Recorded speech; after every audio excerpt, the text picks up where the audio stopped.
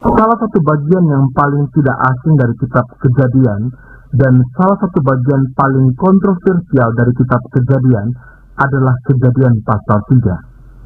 Saya memutuskan untuk menyebutnya sebagai krisis pada mulanya dan krisis pada waktu sekarang. Apa sebenarnya krisis pada mulanya dan krisis pada waktu sekarang ini yang kita baca dalam Kejadian pasal 3? Itulah krisis yang oleh Alkitab disebut dosa. Krisis yang kita semua hadapi setiap harinya. Apakah kita mau mengikuti jalan Allah atau mengikuti jalan kita sendiri? Penjelasan Alkitab tentang sifat manusia pada mulanya dan pada waktu sekarang adalah kita semua seperti domba yang sesat, yang memilih jalannya sendiri. Demikianlah sifat manusia. Menurut kitab suci, Allah menciptakan kita sebagai makhluk yang sanggup memilih. Sebagai makhluk yang sanggup memilih, kita mungkin mengikuti kehendak Allah atau mengikuti kehendak sendiri. Kita mungkin mengikuti jalan Allah atau mengikuti jalan kita sendiri. Kita harus hidup dengan konsekuensi pilihan kita sendiri. Penulis terkenal yaitu Robert Louis Stevenson mengatakan, cepat atau lambat, manusia harus menanggung konsekuensi pilihannya sendiri. Demikianlah kitab suci mengajarkan kita. Segala pilihan kita ada konsekuensinya yang harus kita tanggung. Sebagai makhluk yang sanggup memilih, kita bisa memilih konsekuensi yang akan kita tanggung.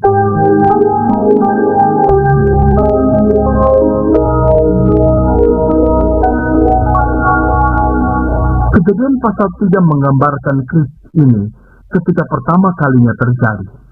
Kejadian pasal 3 menggambarkan pergumulan kehendak di antara kehendak manusia dengan kehendak Allah pada mulanya, agar kita dapat memahami pergumulan yang sama pada waktu sekarang. Latar belakang krisis seperti yang digambarkan dalam Kejadian pasal 3, kita temukan dalam Kejadian pasal 2 ayat 8-9. Selanjutnya Tuhan Allah membuat taman di Eden di sebelah timur. Disitulah ditempatkannya manusia yang dibentuknya itu. Lalu Tuhan Allah menumbuhkan berbagai-bagai pohon dari bumi yang menarik dan yang baik untuk dimakan buahnya, dan pohon kehidupan di tengah-tengah taman itu, serta pohon pengetahuan tentang yang baik dan yang jahat. Salah satu pertanyaan yang sering diajukan adalah, apa yang dilakukan Adam dan Hawa di Taman Eden? Apa yang dikatakan Kejadian pasal 3? Apa maksudnya? Apa maknanya bagi saya? Bertentangan dengan apa yang mungkin pernah Anda dengar. Kejadian pasal 3 sama sekali tidak menyebut tentang buah apel. Saya tidak tahu dari mana orang mendapatkan kesan demikian. Seperti yang telah kita bahas dalam sesi sebelumnya tentang pasal 1 dan pasal 2 kitab Kejadian tentang penciptaan laki-laki dan perempuan, ketika kita melihat Allah mempersatukan mereka dalam kesatuan seksual, yang mereka lakukan menurut Kejadian pasal 3 bukanlah dosa seksual. Banyak orang menganggapnya sebagai persetubuhan. Sungguh menggelikan. Apa yang sebenarnya terjadi menurut Kejadian pasal 3? Di sini kita menemukan kembali prinsip yang mengatakan bahwa suatu kejadian bisa bersifat sejarah, dan tanpa menghilangkan sifat sejarah tersebut, kejadian tersebut juga bisa mengandung kiasan.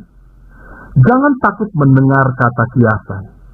Paulus mengatakan dalam Galatia pasal 4 ayat 22 sampai ayat yang ke-24, bukankah ada tertulis bahwa Abraham mempunyai 2 anak?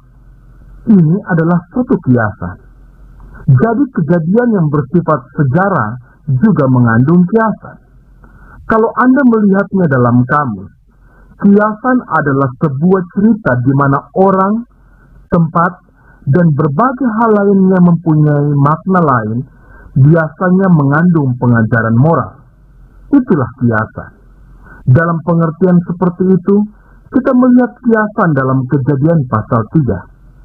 Coba Anda merenungkannya. Apakah Anda pernah melihat pohon pengetahuan? Apakah Anda pernah melihat pohon kehidupan? Apakah Anda pernah mendengar suara berjalan atau melihat suara berjalan? Semuanya itu adalah lambang dalam Kejadian pasal 3. Dalam bahasa kiasan, Rasul Paulus mengatakan, bangsa Yahudi meminta tanda, dan yang Paulus maksudkan adalah bahwa bangsa Yahudi berpikir dengan bahasa tanda yang indah. Tentang itulah kitab Wahyu. Itulah bahasa tanda yang terindah yang mungkin Anda bayangkan. Dalam Kejadian pasal 3, kita membaca bahasa tanda. Bahasa tanda ini, kiasan ini, mengatakan sesuatu yang sangat mendalam tentang krisis pada mulanya dan juga pada waktu sekarang.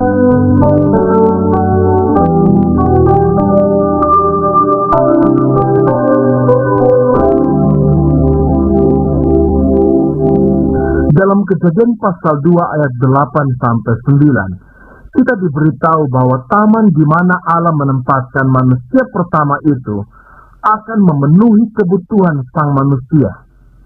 Niat Allah adalah memenuhi kebutuhan manusia yang ditempatkannya dalam taman tersebut, yaitu melalui pohon-pohon yang ada di sana. Pohon-pohon ini digambarkan dari bagaimana pohon-pohon tersebut memenuhi kebutuhan manusia. Prioritasnya pun ada. Pertama, pohon-pohon ini dimaksudkan untuk memenuhi kebutuhan mata manusia. Kedua, untuk memenuhi kebutuhan manusia akan makanan. Dan ketiga, untuk memberi manusia kehidupan. Akan tetapi ada juga pohon pengetahuan dan manusia dilarang memakan buahnya. Itulah yang kita pelajari dalam Kejadian pasal 2 ayat 8 sampai ayat yang ke-9. Dalam Kejadian pasal 3, ketika manusia pertama berdosa atau mengikuti jalan mereka sendiri dan tidak melakukan kehendak Allah. Tolong Anda memperhatikan bahwa urusan prioritas tentang maksud dari pohon-pohon itu dirancukan, diubah. Bukan lagi pertama-tama untuk memenuhi kebutuhan mata, kedua untuk memenuhi kebutuhan akan makanan, ketiga untuk kehidupan, dan tidak pernah untuk pengetahuan. Sebagai gantinya, manusia pertama itu memandangnya pertama-tama untuk makanan, kedua untuk mata, ketiga untuk pengetahuan, dan tidak pernah untuk kehidupan. Akibatnya, mereka mendapatkan kematian. Apa yang ingin disampaikan kepada kita melalui kiasan ini? Menurut saya, sudah dijelaskan oleh Musa dalam Ulangan pasal 8 ayat yang ketiga, yang oleh Yesus dikutip dalam Matius pasal 4 ayat yang keempat, yaitu bahwa manusia hidup bukan dari roti saja, melainkan dari segala firman Allah.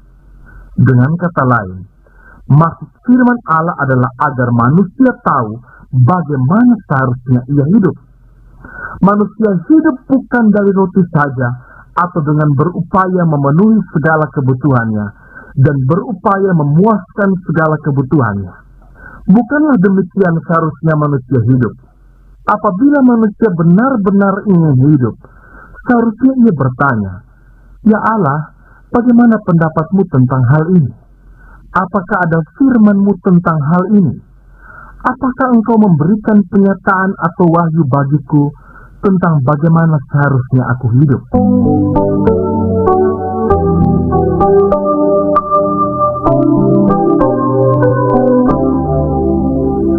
Menurut Musa, kalau manusia ingin hidup, hendaknya ia mengatakan, "Ya Allah, berilah aku firman-Mu tentang kehidupan, maka aku akan mengikuti firman-Mu itu, maka ia akan hidup." Dalam Kejadian pasal 2 dan pasal 3, kita sedang diberitahukan sesuatu bukan saja pada mulanya, melainkan juga pada waktu sekarang. Allah menempatkan manusia di taman itu. Artinya, Allah menempatkan manusia dalam kehidupan. Allah menempatkan kita di sini. Ketika menempatkan manusia di taman itu, Allah mengatakan, "Aku tahu kebutuhanmu, sebab akulah yang menciptakanmu, dan segala kebutuhanmu sudah tersedia di taman ini." Menurut para psikolog, Kita adalah stasiun sentral utama kebutuhan. Saya mengambil kursus psikolog di perguruan tinggi dan tidak pernah menyelesaikannya. Salah satu hal yang saya pelajari dari psikologi adalah bahwa kita mempunyai kebutuhan lebih banyak daripada yang mungkin kita bayangkan. Segala kebutuhan kita itu dirangkum dalam kisah mengagumkan ini dengan lambang makanan. Allah tahu bahwa kita mempunyai kebutuhan ini, dan ketika menempatkan manusia di taman itu, Allah mengatakan, "Aku tahu kamu mempunyai kebutuhan yang dilambangkan dengan makanan.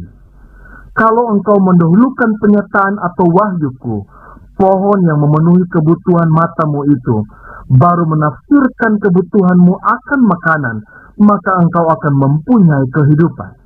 Sayangnya, bukan demikian yang dilakukan manusia pertama itu. Mereka justru mendahulukan kebutuhan mereka akan makanan, baru kebutuhan mata mereka, sehingga tidak pernah mendapatkan kehidupan. Ketika kitab suci menyinggung mata, seringkali yang dimaksudkan bukanlah mata harafiah. Dalam Matius pasal 6, ayat 22 sampai ayat yang ke-23, yang merupakan bagian dari khotbah di bukit, Yesus mengatakan, "Mata adalah pelita tubuh. Jika matamu baik, teranglah seluruh tubuhmu. Jika matamu jahat, gelaplah seluruh tubuhmu." Jadi jika terang yang ada padamu gelap, betapa gelapnya kegelapan itu. Saya percaya bahwa yang Yesus maksudkan bukanlah mata harafiah, melainkan bagaimana manusia memandang segalanya. Demikianlah pertanyaan terpenting. Bagaimana Anda memandang segalanya? Kita semua mempunyai sistem nilai. Kita semua mempunyai apa yang disebut sebagai cara berpikir. Sekarang ini, kita sangat menekankan cara berpikir. Bagaimana cara berpikir Anda? Bagaimana Anda memandang kehidupan? Bagaimana Anda memandang segalanya? Yesus mengatakan, demikianlah perbedaan antara tubuh yang dipenuhi terang yang membawakan kehidupan dengan tubuh yang dipenuhi gelap.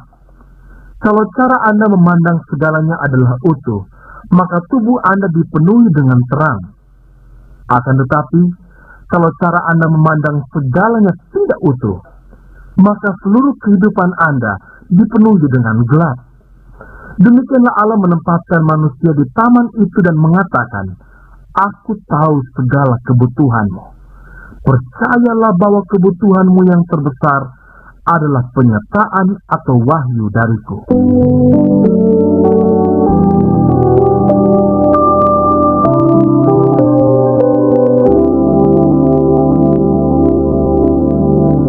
Sebelum mengakhiri program hari ini, saya ingin memberi Anda penugasan. Coba Anda membayangkan Allah mengajukan pertanyaan-pertanyaan yang kita temukan dalam Kejadian pasal 3. Bangunlah lebih pagi dan bersaat teduhlah kira-kira 1 jam. Dalam saat teduh tersebut, coba Anda membayangkan Allah bertanya kepada Anda, "Di manakah engkau?" Lalu jawablah dalam hati. Dengan cara yang sama, biarlah Allah bertanya, "Apakah engkau makan dari pohon yang keliru? Apa yang telah engkau lakukan? Siapakah yang memberitahukannya kepadamu? Apakah engkau mendengarkan dunia atau mendengarkan aku?" Dengan demikian, Anda memulai dialog dengan Allah.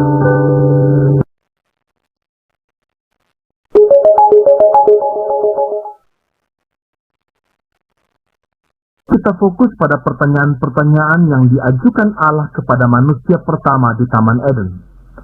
Pertanyaan-pertanyaan tersebut kita temukan dalam kitab Kejadian pasal 3. Pertanyaan Allah yang pertama adalah, "Di manakah engkau?" Pertanyaan itu sangat mendalam. Mungkin Anda pernah mendengar tentang pemuda yang memasuki sebuah rumah secara ilegal. Tiba-tiba, pemilik rumah tersebut pulang. Pemuda tadi terjebak dalam kamar. Ia tidak tahu harus bagaimana. Maka ia masuk ke dalam lemari pakaian dan menutup pintunya. Ketika pemilik rumah melihat bahwa rumahnya telah dimasuki pencuri, ia teringat akan pakaiannya. Maka ia langsung membuka lemari pakaiannya dan tampaklah sang pencuri. Ia sangat terkejut lalu bertanya, "Sedang apa kamu di sini?" Dan sang pemuda menjawab, "Semua orang juga pasti berada di suatu tempat entah di mana." Cerita ini mengandung lebih banyak kebenaran daripada humor, yaitu semua orang juga pasti berada di suatu tempat entah di mana. Ketika Allah mulai dialognya dengan manusia pertama dengan menanyakan, "Di manakah engkau?" Allah sedang berusaha menyampaikan pesan bahwa manusia pertama itu berada bukan di tempat yang seharusnya. Itulah sebabnya Allah menanyakan, "Di manakah engkau?" Semua orang juga pasti berada di suatu tempat entah di mana. Setiap orang seharusnya berada di suatu tempat entah di mana. Akan tetapi, di manakah kita? Jangan pernah melupakan bahwa kitab Kejadian menjelaskan segala sesuatu pada mulanya dengan maksud agar kita memahami segala sesuatu pada waktu sekarang. Dalam hal ini, Kejadian pasal 3 sedang menggambarkan komunikasi dengan Allah, di mana Allah selalu menjadi inisiator komunikasi ini. Apakah Anda pernah mendengar suara Allah menanyakan, "Di manakah engkau?" Sekarang ini, kita menyebutnya krisis identitas. Entah sudah seberapa sering Anda mendengar orang mengatakan, "Rasanya saya bukan berada di tempat yang seharusnya. Rasanya Allah menghendaki saya melakukan pekerjaan lain atau di tempat lain."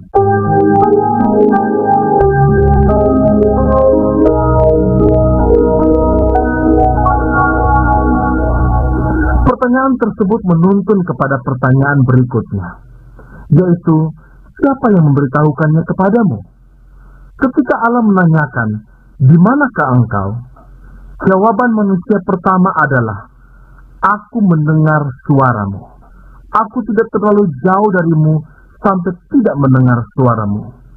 Akan tetapi, ketika aku mendengar suaramu, aku menjadi takut, sebab aku tahu bahwa kalau aku terus mendengarkan suaramu, ketelanjanganku akan terlihat.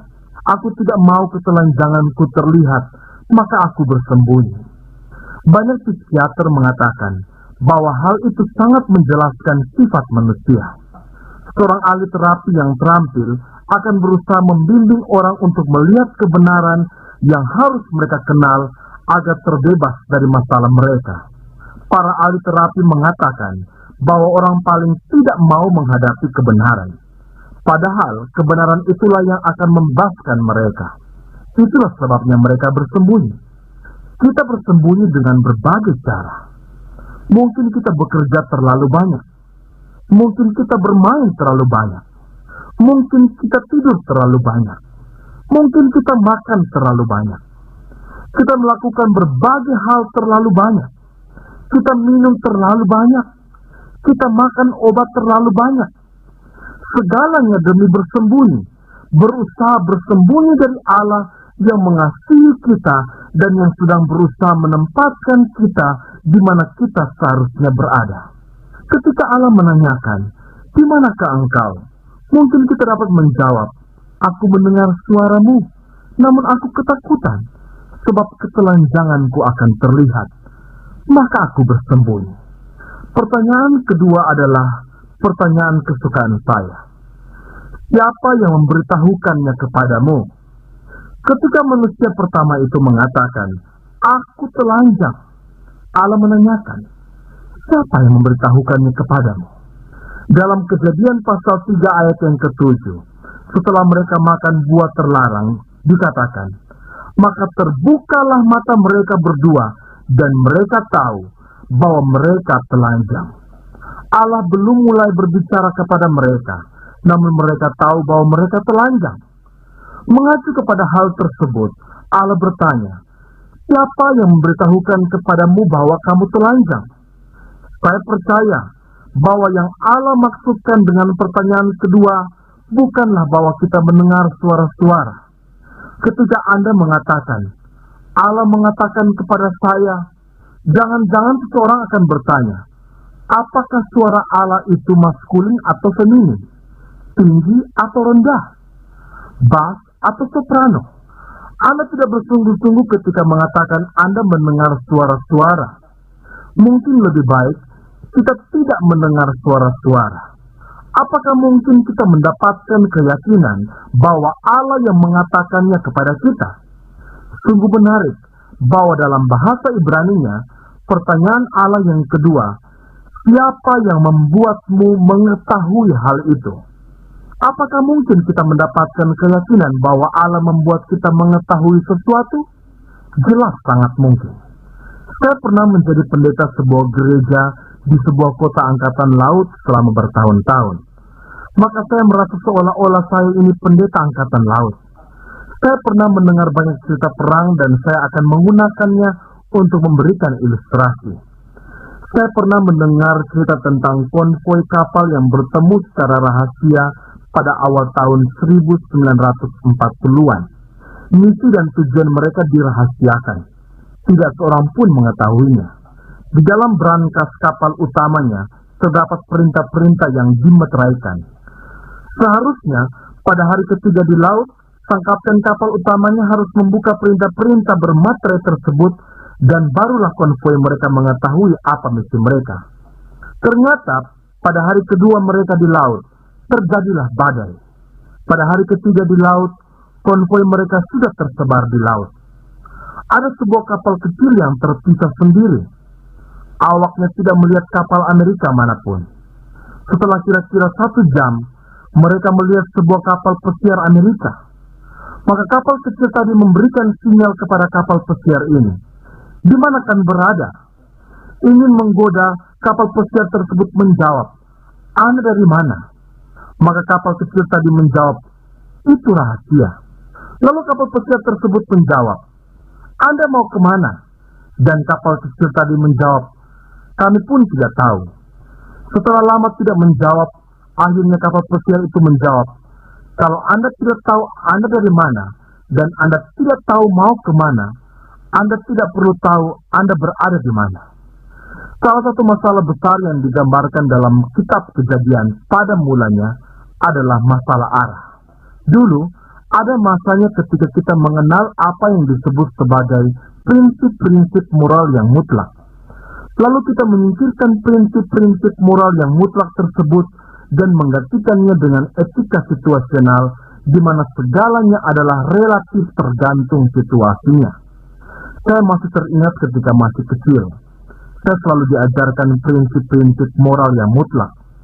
Setelah menjadi pendeta dan memberikan konseling kepada muda-mudi, saya menemukan ternyata banyak muda-mudi yang tidak mengenal prinsip-prinsip moral yang mutlak. Tanpa prinsip-prinsip moral yang mutlak, mereka tidak tahu dari mana mereka datang. Mereka tidak tahu mereka mau kemana. Dan yang jelas, mereka tidak tahu di mana mereka berada. Pertanyaan kedua, siapa yang memberitahukannya kepadamu? Mengingatkan saya akan satu lagi cerita, yaitu tentang kapal-kapal Inggris yang sedang bermanuver. Kapal utama dalam konvoi mereka mensinyalkan agar mereka berbelok ke kanan, namun salah satu kapal mereka tidak menangkap sinyal tersebut sehingga keluar dari barisan. Maka sang kapal utama memberikan sinyal, "Apa niatmu?" yang merupakan sinyal standar angkatan laut. Sang kapten kapal yang keluar dari barisan tersebut menjawab, "Niat saya adalah membeli ladang." Ia tahu bahwa ia kurang berprestasi di angkatan laut. Oleh karenanya, ia mau mengundurkan diri dari angkatan laut dan membeli ladang. Penerapan cerita tersebut, karena semua cerita saya ada penerapannya, adalah bahwa menurut kitab suci, jemaat Yesus Kristus atau tubuh Kristus, umat Allah dalam perjanjian lama maupun jemaat Kristus dalam perjanjian baru, semuanya adalah ibarat konvoi kapal yang sedang melaut di dunia ini.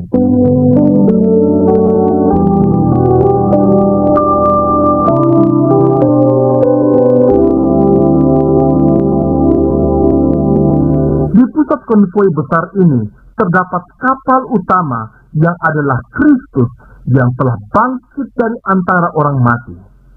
Yesus yang oleh perjanjian lama dijanjikan akan datang dan yang oleh perjanjian baru dinyatakan telah datang. Yesus Kristus ini hidup. Ia bangkit dari antara orang mati dan sekarang hidup sebagai pusat konvoi.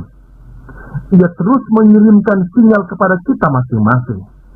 Saya percaya bahwa orang-orang yang lain daripada yang lain dalam tubuh Kristus menjadi demikian karena mereka menangkap sedikit sinyal. Kalau Anda melewatkan beberapa sinyal, Anda tidak perlu membeli ladang atau meninggalkan iman. Sebab seandainya pun Anda melewatkan beberapa sinyal, karya Allah akan tetap sinkron sempurna, namun Anda akan berputar-putar di luar formasi.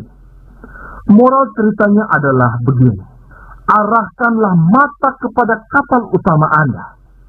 Tangkaplah sinyal-sinyal dari Allah sebagai maksud pertanyaan pertama, di manakah engkau?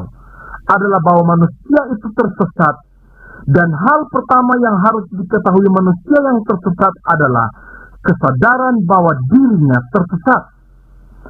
Allah mau manusia yang tersesat menyadari bahwa dirinya tersesat.